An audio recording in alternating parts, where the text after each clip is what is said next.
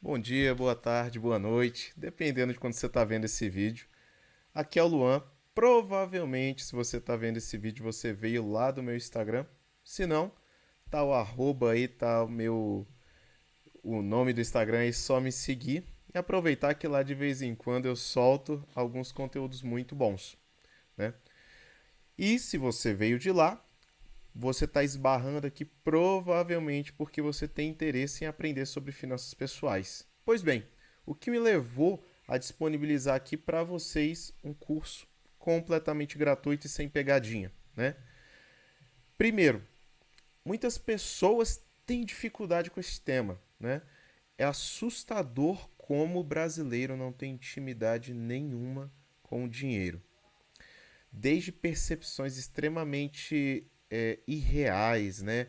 Foco somente em um dos vários fatores que abrangem as finanças pessoais, os erros são imensos. E segundo, muita gente que me procura querendo às vezes uma consultoria, às vezes alguma aula sobre finanças pessoais, quando eu sento para fazer uma anamnese, ou seja, uma análise da vida daquela pessoa, da sua vida financeira, primeira coisa que eu percebo, seus problemas financeiros, de finanças pessoais, são totalmente superficiais, coisa que não é necessária uma consultoria, ao ponto de eu me sentir constrangido até de pensar em cobrar algo. Então, por causa dessas pessoas que eu vejo que tem problemas pequenos, ou seja, quando eu digo pequeno, não quer dizer que não afete muito, afinal de contas, você está endividado, você está desequilibrado financeiramente, é desconfortável. Mas quando eu digo pequeno, que não requer grande malabarismo para poder resolver. Com as ferramentas adequadas e um pequeno ajuste na sua mentalidade, você consegue resolver esses problemas sozinhos, sem precisar recorrer a um profissional, sem precisar desembolsar valores por hora de treinamento e por aí vai. E assim, eu consigo ajudar pessoas com isso aqui gratuitamente e também fico com tempo livre para poder dedicar meu horário profissional a pessoas, a problemas que realmente vão ter a necessidade dessa intervenção profissional.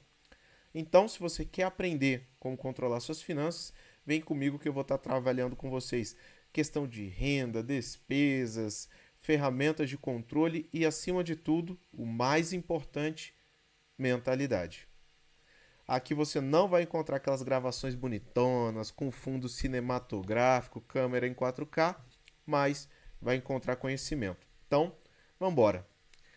Quando falamos sobre finanças pessoais, um dos grandes erros é o foco excessivo nas despesas ou o que muitas pessoas cometem, né? Um foco excessivo na renda. É muito comum as pessoas falarem: ah, não, quando eu ganhar tanto, meus problemas estão resolvidos. Quando eu fizer isso, quando eu tiver aquele emprego, quando eu passar no concurso e por aí vai. Muitas pessoas depositam a solução de seus problemas financeiros apenas no aumento de renda. E aí começa o calvário da pessoa. Por quê? Se você se empenhar de verdade, você vai conseguir aumentar sua renda. Você vai melhorar, vai passar, seja concurso, seja um novo emprego, seja lá o que for, você vai conseguir. Mas se você não trabalha os pratos do equilíbrio, como eu coloquei aí na imagem, sinto muito. Você vai estar sempre atrás de mais dinheiro porque você não vai estar conseguindo controlar nunca o que você tem, né? Então, o primeiro ponto que eu gosto de trabalhar, até por ser mais curto também nessa discussão, é o ponto da renda. E ao contrário do que os arautos da despesa, que só ficam controle de despesas falam, é sim é importante a gente se preocupar com a renda. Primeiro fator que obriga a gente a estar preocupado com a renda é o seguinte: pausa dramática para beber uma água, é que nós temos um fenômeno chamado inflação. Inflação é a elevação média dos preços de uma economia, esse é o conceito dela, né? Se você já está algum tempinho aí na vida economicamente ativa, né, está ganhando seu dinheiro, você percebe que os preços sobem. Os preços sobem constantemente e não retornam ao valor original. Esse fenômeno é chamado de inflação. Tem várias formas de medi-la. O IPCA é a forma mais comum, onde você vê Ali, se você abrir o site do IBGE, você vai ver é a inflação oficial do governo, que utiliza como base para sua política monetária, né? Mas não vou me aprofundar muito. Mas você sabe, os preços sobem. E se os preços sobem, eu tenho que estar preocupado com a minha renda, cara. Por quê? Se em um ano a inflação é de 10%, naquele ano o dinheiro perdeu 10% do seu poder. E se minha renda não subiu 10%, se minha renda ficou estática, o que isso significa? Que eu estou 10% mais pobre. Então é imprescindível que a gente esteja preocupado com a renda, principalmente num país igual ao Brasil, onde a maioria das pessoas são pobres.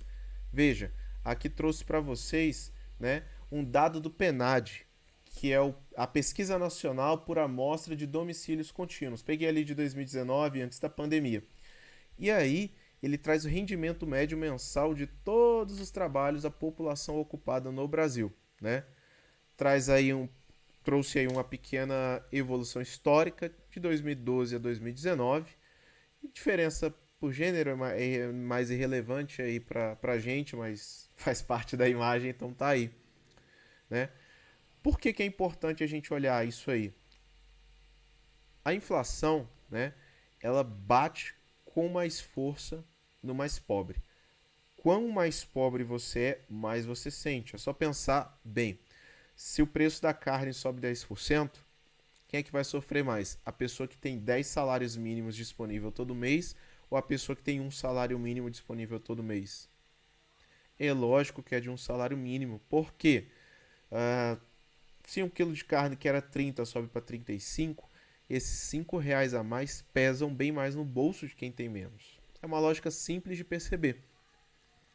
Então, quando a gente olha o PNAD, ele traz uma amostragem interessante para você individualmente. Vamos lá. Pega aí a renda média Brasil 2019, 2.300. Se você está acima disso, quanto mais próximo você tiver desses 2.300, mais sensível é a sua renda. A inflação, a todos os problemas. Ou seja, maior a necessidade de você se preocupar com o seu aumento de renda. Conseguiu entender? E lógico, se você está abaixo, a sua preocupação tem que ser maior ainda, porque você é muito sensível às alterações de preço, à inflação principalmente, né? E aqui, o mesmo PNAD, ele já dá o caminho para a gente. Olha só, daquele total de 2.300, que é a renda média do brasileiro, né? Olha só, olha a diferença. Renda média de quem não tem instrução. Renda média que tem o ensino fundamental incompleto ou equivalente, fundamental completo ou equivalente, médio incompleto ou equivalente, médio completo, superior incompleto e de quem tem o ensino superior completo.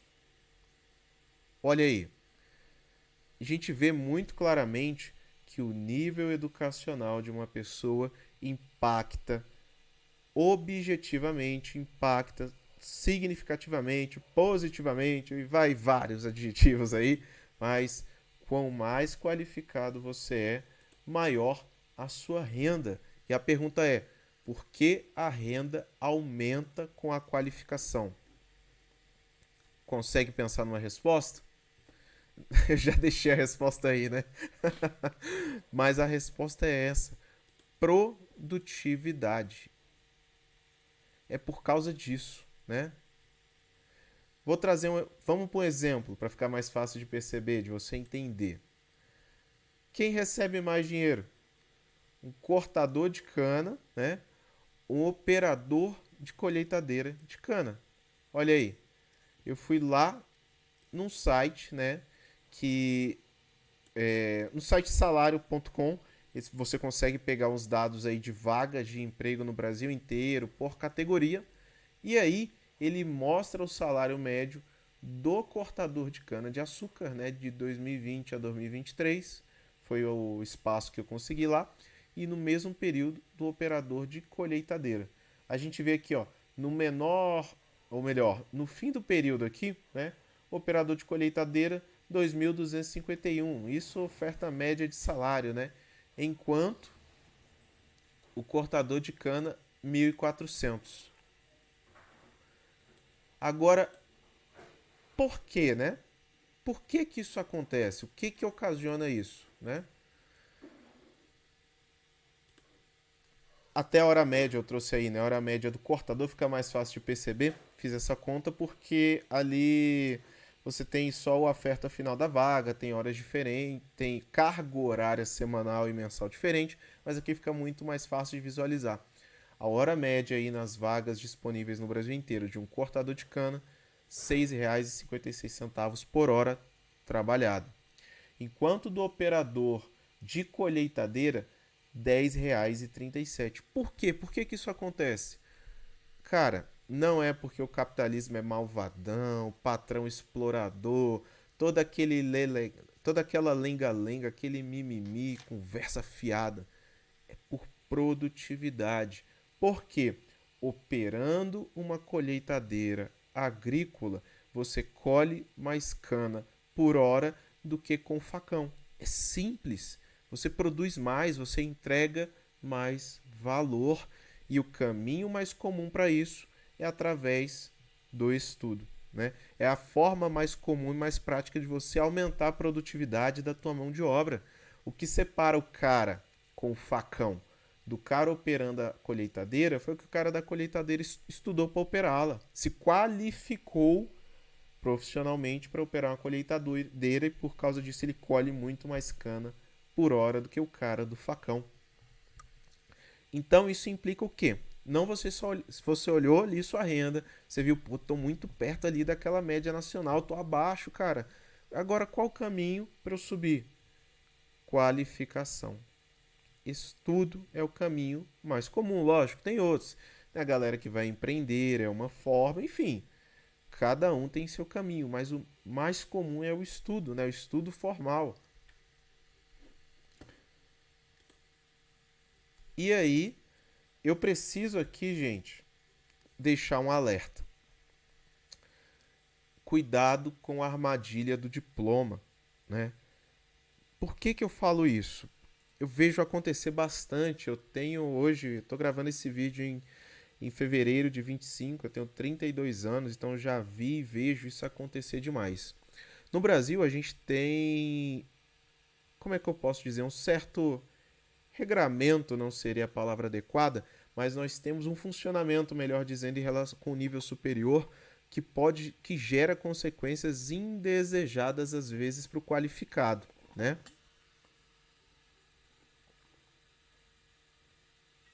Que é o que? Nós temos universidades públicas, né, estaduais, federais, temos sistemas de bolsas custeadas pelo governo em universidades particulares.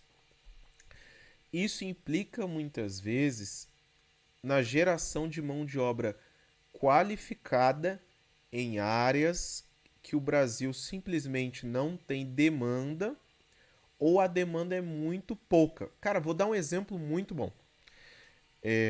Eu em 2000 e... tem um tempinho já, hein? 2010, esse 2010 me apresentei para o serviço militar obrigatório, como qualquer rapaz completando 18 anos. E no 2011 eu cumpri meu serviço militar obrigatório. Fiz o curso de formação de oficiais da reserva e tive a oportunidade de servir como oficial de intendência, né? E fui designado para servir numa cidade chamada Jardim, no interior do Mato Grosso do Sul. Lá na cidade de Jardim tinha um polo da Universidade Estadual do Mato Grosso do Sul, a UEMS. E lá oferecia curso de geografia, história e biologia licenciatura, na época, né? E acho que letras também, tinha recém começado, alguma coisa assim. Acontecia que, por ser uma cidade pequena, pouca população, muita gente da cidade conseguia fazer faculdade nesse polo da UEMS, né? E você pensa, pô, que maravilha, pessoal de uma cidade pequena fazendo faculdade de graça, não sei o quê, papapó. Só que, muito rápido, a mão de obra que era formada lá na universidade estadual saturou o mercado da cidade. O que isso implicou? Cara, todo mundo, todo vendedor de loja, garçom de restaurante da cidade era historiador, biólogo ou geógrafo. Todo mundo tinha seu diploma de licenciatura, mas não conseguia emprego na área. Por quê?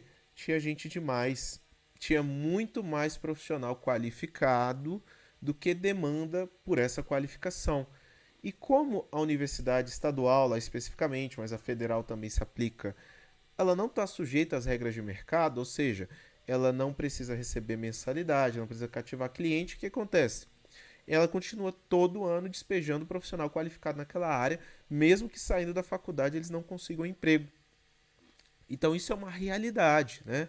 Ah, Luan, mas a faculdade pública é tão boa, me permitiu isso, me permitiu aquilo, não sei o que. Tudo bem, não tô, não tô tirando mérito disso não, mas requer atenção na hora de você escolher seu curso, porque talvez você possa estar se qualificando em algo que não tem demanda de mão de obra, né? Conheço gente, por exemplo, que formou em engenharia aeroespacial, descobriu que não tem demanda para engenheiro aeroespacial e aí resolveu estudar para concurso para ver se arrumava emprego, porque não tinha para a área dela. Passou 7 anos para se qualificar, para se formar, para descobrir que era uma, uma qualificação para a qual não tem demanda no país, não tem demanda na região que a pessoa mora. E, enfim, não compensa, né? Convenhamos, vamos ser aqui analíticos, né? Você ficar 7 anos ralando na faculdade, estudando, prova, trabalho, TCC, para no final você nem conseguir trabalhar na área porque não tem demanda, é muito frustrante. E aqui, ó, tô falando há um tempão, mas tá aqui a matéria aqui em cima, né? Ali de 2020, 40% dos jovens com ensino superior não tem emprego qualificado. Ou seja, galera forma e vai trabalhar, forma em nível superior e vai trabalhar de coisa que não precisa de nível superior. Olha aí, apenas 15% conseguem emprego na sua área de formação em até 3 meses após a formatura. É, cara, tem que ser bem pensado para não virar uma decepção grande o seu tempo de estudos, né? E aí trouxe até ah, essa matéria aí que até vira. É meio meme, né? Tem página na internet aí, alguma coisa assim, que é engenheiros que dirigem Uber, alguma coisa assim. Mas é uma verdade. Ah, tá aí. Engenheiros libertários que trampam de Uber, né? Então, requer que você pense muito bem, planeje bem, né? E aí, você pode até estar com medo de fazer faculdade, e se eu não conseguir gastar 4, 5 anos para isso, né? Se tá sobrando graduado, pensa comigo. Tem alguma coisa que está faltando. O que? Cargos técnicos. O Brasil sempre, se você procura em qualquer, pelo menos aí desde 2010, 11 mais ou menos, que é quando eu vejo esse tipo de coisa, a gente sempre vai ter carência de mão de obra técnica. Como teve esse grande estímulo à mão de obra graduada, a técnica ficou um pouquinho negligenciada, né? Isso aí a gente vê em vários locais, em várias áreas, aí de vários anos a pesquisa, né? Então, a área técnica, ela abre como uma possibilidade muito boa, né? E aqui, antes da gente fechar, alguns avisos, né?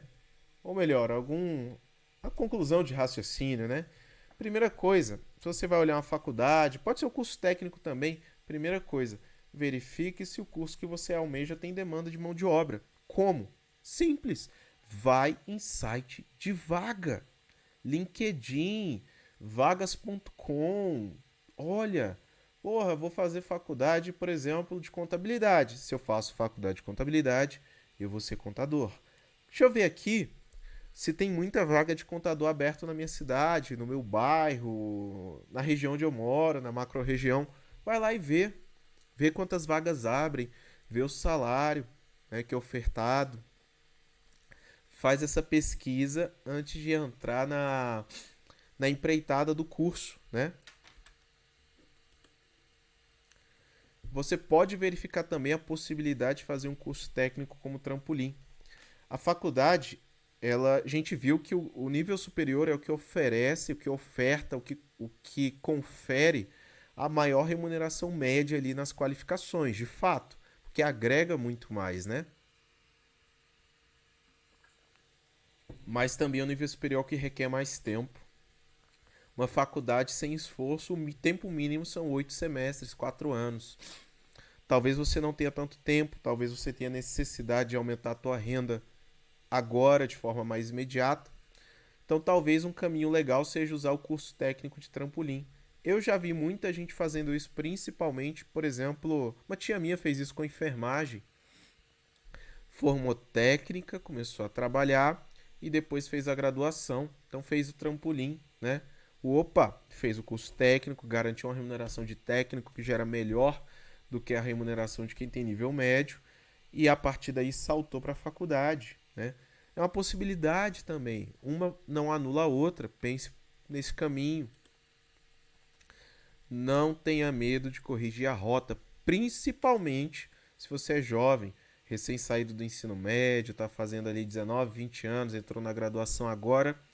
Infelizmente, né, a, não posso dizer todos, porque não conheço todos, mas a maioria das escolas não tem um trabalho vocacional muito bem feito, de verificar, de ajudar o aluno a escolher a melhor profissão.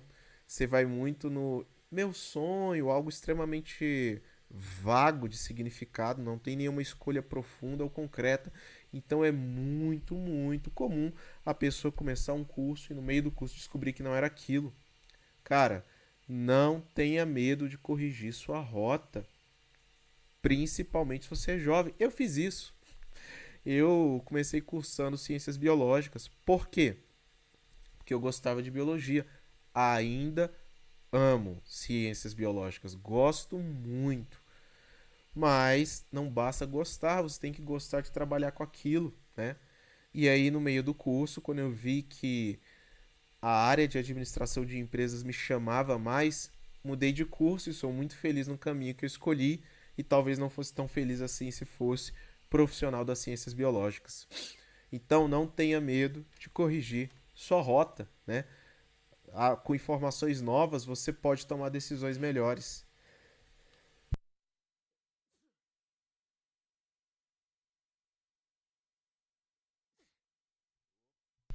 Opa! Cortei aqui para vocês não ouvirem um espirro. Vai na aula mesmo, não vou fazer edição, como eu falei, não vou ficar cortando aqui. O importante é o conteúdo.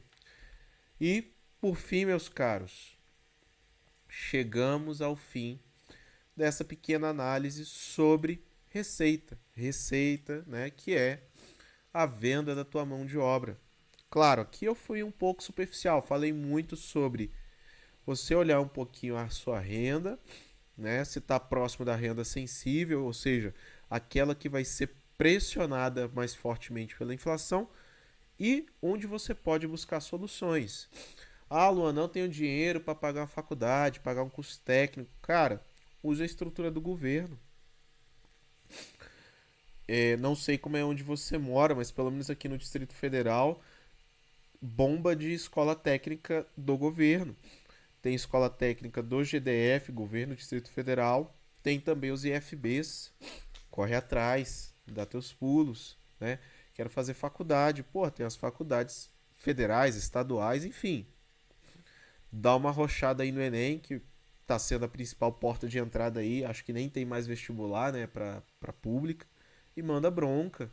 Se não tem condições de pagar, vai por onde você não vai ter boleto de mensalidade, mas, como diz o ditado, como diz o popular, mete marcha. Não fica parado. Beleza? Muito obrigado por ter ouvido até aqui e espero vocês nas próximas aulas, porque só começamos. E lembrando, para quem não me segue ainda, vai lá no meu Instagram, me segue, que eu vou estar passando conteúdos não só sobre finanças pessoais, mas também sobre investimentos. Se é teu interesse, lá vai ter bastante também. E dá um like nesse vídeo para eu estar completando este curso em breve. Muito obrigado, tenham aí um dia abençoado, uma noite abençoada e até a próxima.